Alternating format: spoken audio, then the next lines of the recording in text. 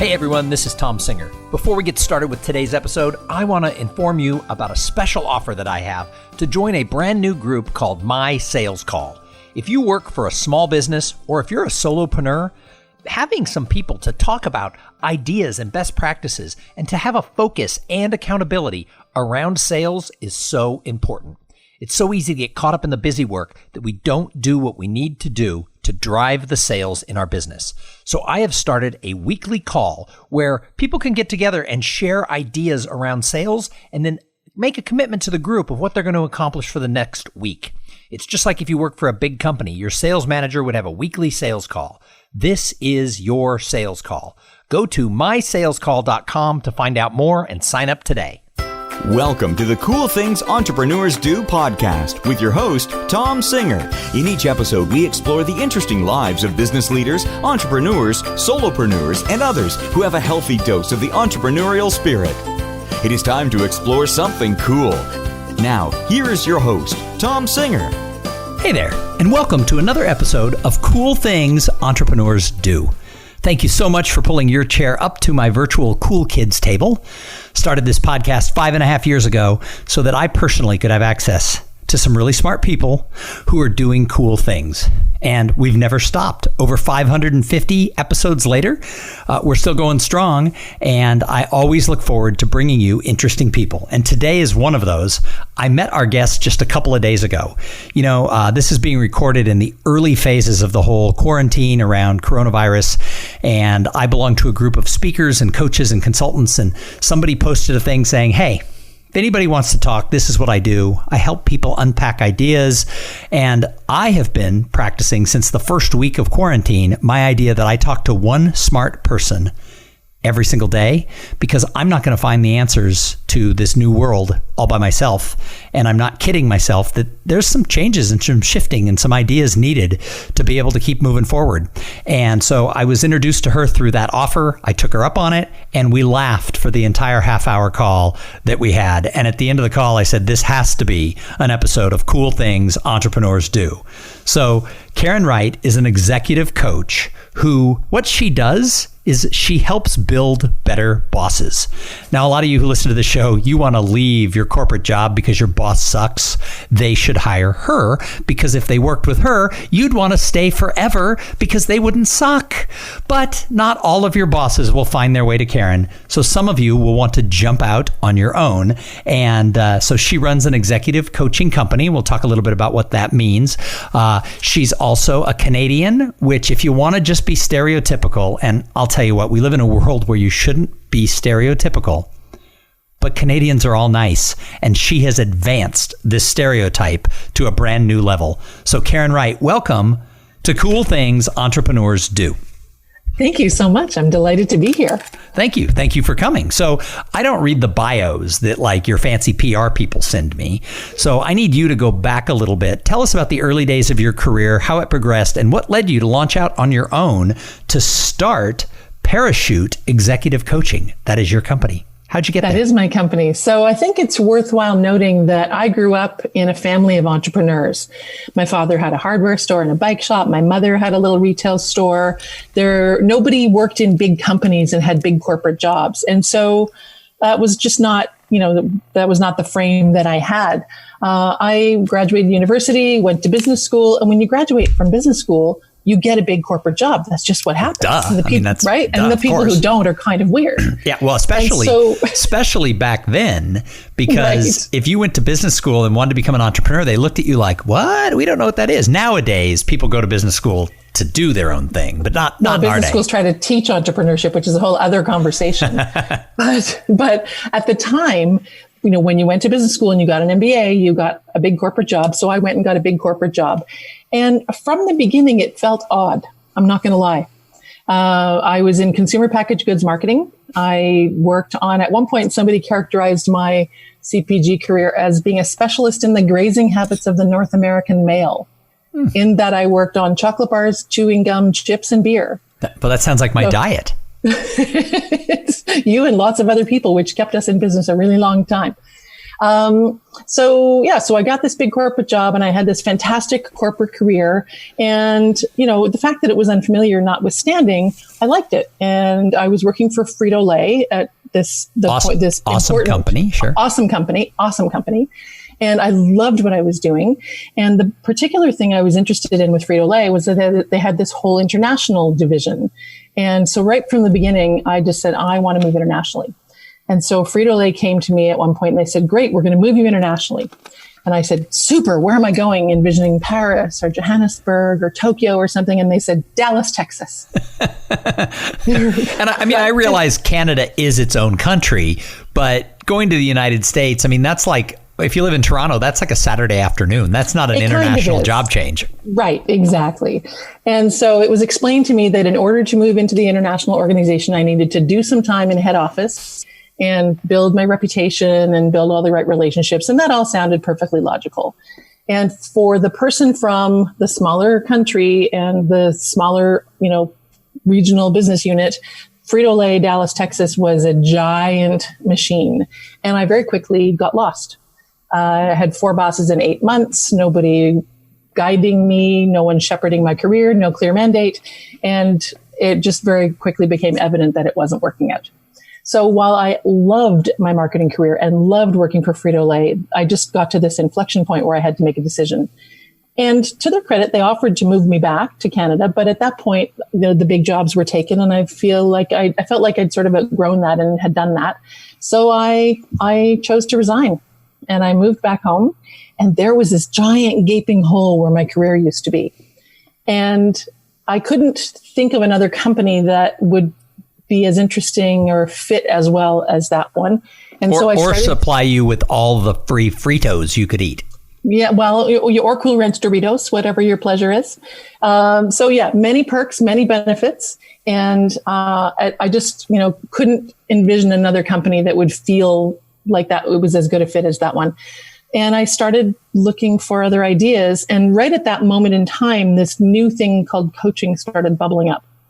And it appealed to me, and I couldn't really envision why. But I thought, you know what? Surely I have a marketing career behind me. I was a specialist in new product and new business development. Surely that's useful. I know what it's like to start a business. I've seen my parents do that. So maybe I should try this coaching thing. And how long ago was that? Yeah, a really long time. You're going to make me say that? You're Sure. going to make me come right out and say Absolutely. It? How long have you been doing your own thing? 23 years. Wow. Were you 12 when you worked for Frito-Lay? Yes, exactly. Very, very, very young. So, I took a leap. And I guess for someone who had grown up in an entrepreneurial environment, it didn't feel like as big a leap as it might for someone else. But certainly, given that I'd had a dozen or so years in nice, big, structured corporate environments, there was a little bit of uncertainty about it. But that was the moment. I saw this thing called coaching. Something instinctive in me said, that looks really interesting. And then it occurred to me, if I'd had a coach, maybe I wouldn't have had to quit my job. Ah. So there was a little bit of, maybe there's greater good involved here. Nice. And I jumped in, took a training course, and have never looked back. Wow. So now that you've been doing this for over 20 years, what do you love about the entrepreneurial life? First and foremost, I love coaching. And up until recently, you couldn't do coaching any other way than entrepreneurially. So I kind of backed into the entrepreneurial life. But as I said before, entrepreneurial life is familiar to me, so that was okay. But I think over time, what I've come to understand is that I get to create something that can have impact on the world the way I want it to, aligned with a set of values that are mine, that are important to me. And I can pivot it. I can morph it as I need to as time goes on. I can take advantage of opportunities. I can involve other people, and I can build a business that I know is really helping others. So there's great joy in all of that. And then underlying all of that, I've been a single parent to 2 men now, but I've been a single parent for most of my kids' lives. And this particular business has allowed me to be able to do that and still put a roof over our heads and feed them. And they eat a lot. Yeah, I imagine 2 boys in their early 20s, they ate a lot when they were at home. A lot. Yeah. So it's not just you. A lot of executive coaches are a one-man shop. You actually have a coaching company. Parachute Executive Coaching is more than just Karen. So tell us about the company now. Well, early on in my coaching career, I was a solo practitioner. And because my network was business based, I quickly got some corporate clients. And I got a phone call one day from a woman who was an HR leader in one of the big telecom companies where I was doing a little bit of work. And she said, "We've given you a couple of clients." And they were not easy people. They were some of our tougher customers. And you're getting good results. And I said, "Thank you."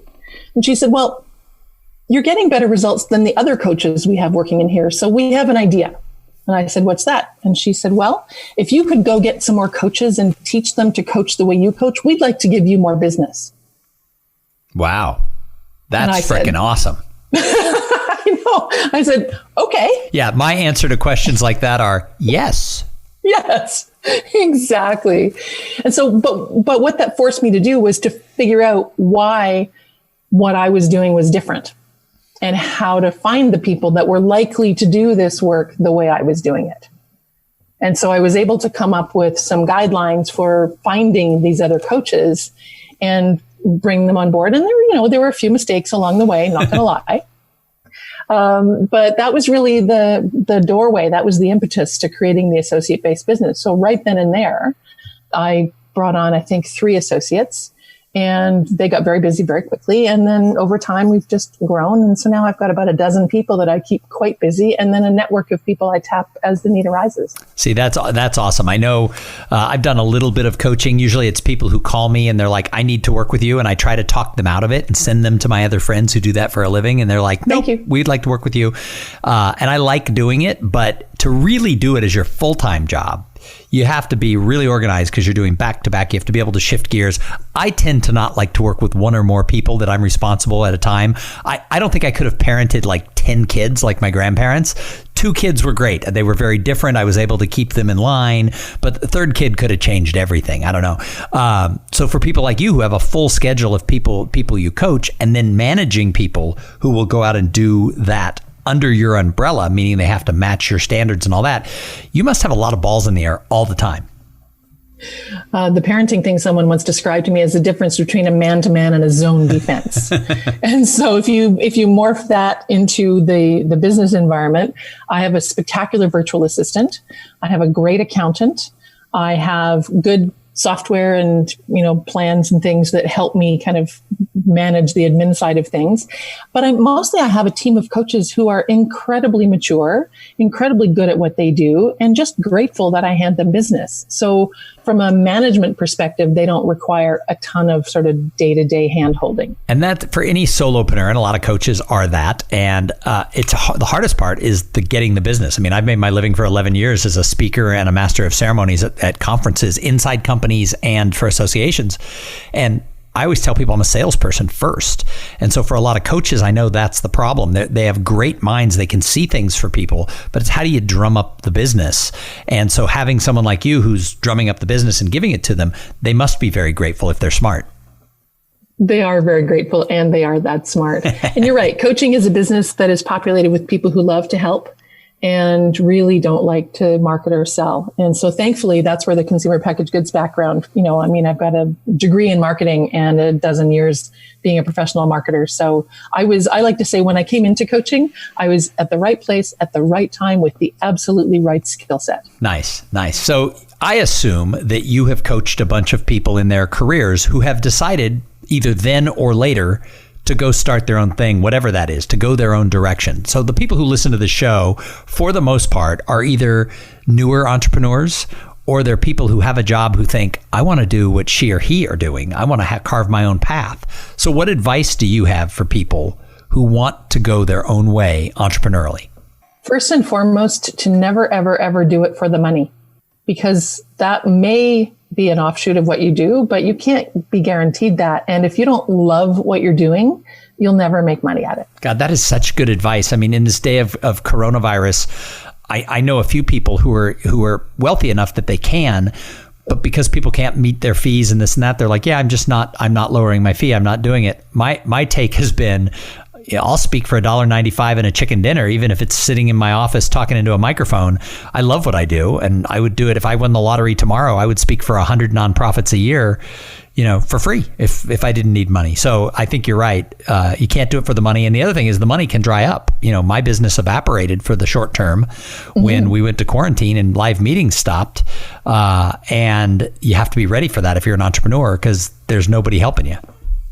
Yes. And I think that your demeanor is evident. The reason why you're doing something is evident. And so my business was fine through the 2008, 2009 downturn. I hope, and I'm reasonably confident, that we'll be fine through this situation. And I think in large part, that's because our intentions are good. We love this work. We love helping the people. We know there's value in what we do. We know that there's a ripple effect. When I'm coaching a leader of a big company, the decisions they're making and the way they're conducting themselves has an impact on a lot of other people. So, we've got that higher purpose. And for me, that wins the day every time. So the first piece of advice is don't do it for the money. Have that higher purpose. Choose a path that you want to be on. I say at the end of the show, make sure your ladder's against the right wall. Don't climb a career ladder to get to the top and go, uh-oh. What would another piece of advice be for someone who wants to be an entrepreneur? Don't try and do it alone. So make sure that you know what your strengths are, and then bolt on the other things that you need, whether it's sales, whether it's admin, whether it's, given your particular interest. Don't try and do all the things all the time. I mean, every entrepreneur has to bootstrap at the beginning, but to have a vision of here's my lane, here's what I'm brilliant at, and here's where I need help. That willingness to ask for help, I think, is a really big deal. Mm-hmm. So I could ask you a billion questions because you're really smart and you know how to help people. I should just turn this into a personal coaching session. So my next question is, what advice do you have for the person who is already an entrepreneur, who suddenly, in the face of what has happened the last few weeks, or by the time this airs, last few months, with the coronavirus and quarantine and business stopping and layoffs, someone who's already out there wearing that entrepreneurial hat, who's like, uh-oh, it's evaporated. What advice do you have for them to navigate this? I think the first thing that anybody has to do is to stop and think, what's my work in this? Because I've seen a whole lot of people try and move really, really quickly and push something out the door because they think there's an opportunity or because they're panicked about making some money. And I get the panic about money. There's reality there. But I think to just take a breath and say, what do I do well? And how can I shift what I do in a way that might be meaningful and useful in this time? And are there people I can partner up with? Can I collaborate with some people so maybe we can come together and create something that's useful in this environment? I have no issue with people selling in this environment. Business has to go on. But I do think that we have to think about how we sell differently. And philosophically, I think part of what's going on right now is we are being called to interact with each other as humans differently. So more collaboration might be a good thing. I've made the comment that when this is over, I've been interviewed on a few podcasts, and I've been on a few kind of live panels with podcasters and speakers, and people have asked, what do you think is going to come out of this? And I said, and there've been industry questions, but specifically bigger esoteric questions. And my answer is, I hope we could walk out the other side with a little less focus on the Kardashians and a little more focus on humanity. And somebody told me after I said that, they go, that is beautiful. I'm not picking on the Kardashians. I'm just talking about our celebrity focused world. But afterwards they said, that's such an honorable thing, but give us 6 weeks back to normal and we'll be back into the celebrity focused world. Oh man, I suspect you're right, but I hope you're not. Right. Me too. Yeah. Me too. Yeah. So I think all of us need to read the room. And so I've seen celebrity posts recently that are clearly not reading the room. And there is an environment now and an emotional kind of sense right now that if you're tone deaf, your message isn't going to land well. There's no question. Well, and I heard somebody say this, and I've been repeating it. I don't know where it originated, but it was that, helping is the new selling. And so I agree that business goes on and selling is okay, but you also have to be willing to help. And you're a perfect example. You posted in that group that we belong to, hey, I have this executive coaching skill set. Is there anyone on here, who would like to just talk? And that led, me to meeting you. And I think you're freaking awesome. And I tell the whole world, if you're looking for an executive coach, parachute is the way to go, because you don't want to jump out of a plane without a parachute. So you need to talk to Karen. But I bet through that, you've had conversations with a lot of delightful people who, I mean, I'm not your target market. I'm a little solopreneur, but who knows who I know? I bet you've had conversations with a lot of people that have opened you up too. Not just, hey, I'm here to help you, but I imagine you've talked to some really cool people through that offer. Some unbelievably cool people, and in all walks of life and industries, and with all backgrounds, and with all different personal goals and agendas and visions for what they're creating in the world. And I think for me, so one of the things I believe in is yes, help, but help with some, I guess I'm going to call it structure. So I put that message into that particular group. I didn't put it in all the groups I'm in, and I put it in a time-bounded kind of way. I said, I'm going to open up, 30-minute sessions for the next 2 weeks and jump in. And so I didn't do it forever. I didn't do it to everyone. I chose my lane. I chose the way that I could serve in a really focused way. And you're right. It has opened up all kinds of great new relationships. It's been really, really fun. Yeah, I mean, I think, my other message I've tried to use throughout this whole thing is more personal, less broadcast. I think these one-on-one conversations, whether it's through text or through direct message or being on Zoom like you and I are now, or like we did when we had our initial call, you get that human touch and you get to see who people are. And yet my inbox is filled. I've never gotten more newsletters than I've gotten the last couple of weeks. And it's like ridiculous. It's like, wow, how did I get on so many mailing lists? I know I'm unsubscribing to a lot of stuff these days. Well, the bad news is some mornings I'm busy. So it's like just delete, delete, delete, delete. When I have a little bit of time, it's unsubscribe, unsubscribe, unsubscribe, unsubscribe. Right. Which in the long run will serve me better than simply deleting. Deleting feels good, though. Boy, does it. So I've got a couple more questions for you. But first, I have to thank the sponsor of this episode. So this episode is brought to you by Podfly Productions. Podfly takes the time and the headache out of creating your own podcast. They set you up with the right equipment, training, and guidance to ensure that you're going to sound amazing.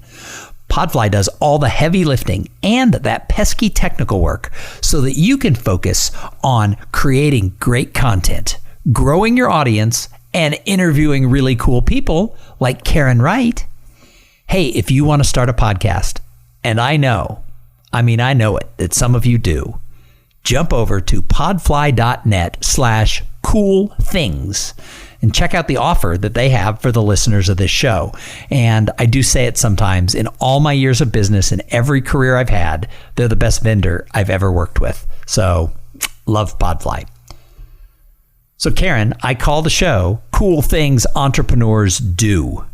What's the coolest thing you're doing in business right now? We're doubling down on everything we're doing. We're doing what we do incredibly well, and we're doing lots and lots and lots of it. So as an example, any executive who works with me or with any of my coaches has what some call the lifeline, some call it the all access pass, but basically it's a bat phone. When, if something's going crazy, they can call. And that's being tapped more and more often. So we are really just reaching out to all of our clients, just saying, we are here. Doesn't matter when, doesn't matter for how long, just call. So we're just making ourselves available as a resource and not worrying about how many sessions do we have left on the docket or anything like that. So doubling down, I think, is probably the biggest thing we're doing right now. So obviously, without giving away any of the confidentiality agreement type thing, what are some of the things you're hearing from some of these people who are picking up the bat phone going, Batman, help me? How do I get out into my team, into my business community, and keep the troops rallied without putting myself at risk, without putting my family at risk because I'm out there in the world? How do I balance the fact that I'm solving huge problems and getting really excited about solving those huge problems with the fact that the only reason this is happening is because there's a terrible, terrible situation going on? People in logistics and supply chain, they have never been more adrenaline fueled than they are right now.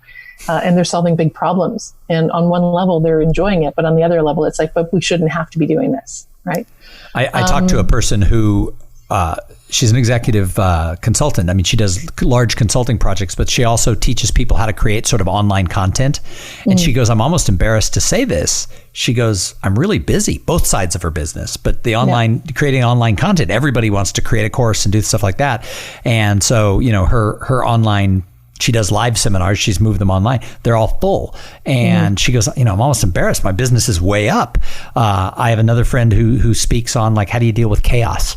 And people are reaching out to her because that's been her topic. She didn't create a keynote on thriving in chaos last week. This is what she's been talking about for 2 years. So there are some people who, you know, what they do, poof, that's there. But there's others who are like, you know, how do we capitalize on this? And that's kind of like, I think there's a different line there. Yeah, I like the people who are thinking a little bit laterally about, you know, maybe there are things we can learn from other parts of the world or other parts of culture or business that we can apply here. Maybe let's think a little bit differently than we have typically tended to. I'm also hearing a lot of really, really tired people already. We're 2 or 3 weeks into this, and the people on whose shoulders the weight is sitting heaviest are already exhausted. And so a lot of what I'm doing is being an outlet for them, but also reminding them, you got to get some sleep. You got to eat properly. You've got to get out and, you know, get a bit of fresh air. You've got to take care of yourself because you can't afford to go down. And at this rate, you're going to burn out. Yeah, no, that is true. That is very fascinating to me that, you know, we can't, you know, coronavirus aside, we can't just collapse from other exhaustion. Yeah, exactly. We need these people. No, yeah, we sure do. So, Karen, I could talk to you about you and about your consulting or your coaching firm all day long. However, I love to ask the people who come on the show, when they look out into the world of entrepreneurs, who do they admire? Because here's the thing, great entrepreneurs are observers. So when you look at the entrepreneurosphere, the world of entrepreneurship, who do you think, wow, she or he, they're doing the cool things? So that one, it's interesting because I first thought big and high profile and so on. And then I realized there's a woman that has become a good friend of mine. She's based in New York City. Her name is Emilia Zhivostovskaya. She runs... Yeah, wow. Right, to become her friend, you have to learn how to pronounce that. That is true. And she runs a business called the Flourishing Center. I love the word flourish. Right. And Emilia is a positive psychology teacher. Her business is set up as a B Corp, a benefit corporation. And Emilia is one of the most generous people I have ever met. So she runs positive psychology certification courses and is creating a ripple in the world by equipping more people with the tools and teachings of positive psychology. And she set up a division of her business devoted to positive education. And she's taking the teaching into schools so teachers are better equipped to support students in a new way and help them thrive. And she's constantly doing fundraising things and random acts of kindness things. And she's nonstop. She's got more energy than any 20 people you and I know, and is constantly thinking she's always asking herself, how do I take what I know and make the world a better place? So, and in fact, this week she's running a 30-day program. She started a program called Better in 30 Days. And with the idea that hopefully the world is better in 30 days, but while we're waiting for that to happen, maybe each of us individually could be better in 30 days. She's running that program in the midst of having experienced a devastating personal tragedy herself. But she gets energy from serving, and she's serving a community of people, and it's nurturing her. She's brilliant. Could you repeat her name and the name of her company, please? Emilia, Emilia. And if you search for Emilia Z, and the Flourishing Center. I love that. I love the Flourishing Center. She sounds fascinating. Maybe she has to be a guest on Cool Things Entrepreneurs Do. I think you would really enjoy her. Well, I'm all about positivity. I'm about, you know, I always say my glass is half full, and if my glass is empty, it's just full of air. Nice. So the last question I ask everybody is what do you do to give back to the greater good? Because I think if you're fortunate, and as entrepreneurs, we're often fortunate, I think it's more than just making money. And so I love to hear how people serve, because giving isn't just money. Sometimes it's time, sometimes it's good vibes. So what do you do? Well, a couple of things. I work with the TED organization through their fellows program, and I always coach a couple of TED fellows pro bono. And those are people who are creating something meaningful in the world in technology or entertainment or science. And they are extraordinary individuals. So that is really, really rewarding work. I also make sure that I've got a couple of not-for-profit leaders on my personal client roster at all times, and we have a fee reduction plan that makes our services accessible to not-for-profits. And then I'm an entrepreneur in residence for the business school that I went to. So many years later, they introduced an entrepreneurship stream to the MBA program, and I act as an entrepreneur in residence for that program, advising some of the students as they come up with business ideas and present business plans in a competitive format, kind of Shark Tank-ish. Ah, I love that. That's awesome. Yeah, it's fun. Yeah, it's really fun. That is awesome. Well, Karen, thank you so much for agreeing to be a guest on Cool Things Entrepreneurs Do. Thanks for sharing your time, your wisdom, your thoughts with everybody who listened. Any last words? Thank you for what you're doing. I think that entrepreneurship is the engine of the economy, probably more so now than ever. And anything that supports entrepreneurs to get out there and be successful, I'm happy to be part of. And so thank you for what you're doing. Awesome. Well, if someone's listening and they go, my boss needs to hire her, or they need to hire you, how do they find you? The website is www.parachuteexecutivecoaching.com. The longest URL in history. In history, probably. And you only have to type it once. Yeah, because your computer will remember it. So it's parachuteexecutivecoaching.com? Correct. Awesome. Thank you so much again for being here. And thank you to everybody who tuned in. I say it every episode. If it wasn't for the audience, why would we have a show?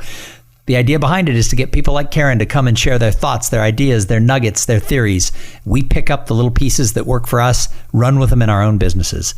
So we're going to be back in a couple of days with somebody just as cool as Karen. And you're thinking, how is that possible? Well, it's possible. We always pull it off. But in the meantime, flex those entrepreneurial muscles. Get out there, climb your career ladder, but make sure your ladder is against the right wall. Try some new things. And while you're at it, have a great day. Thank you for being part of the Cool Things Entrepreneurs Do podcast. Without your participation and listening to these conversations, there is no show. Connect with Tom at tomsinger.com and follow him on Twitter at TomSinger.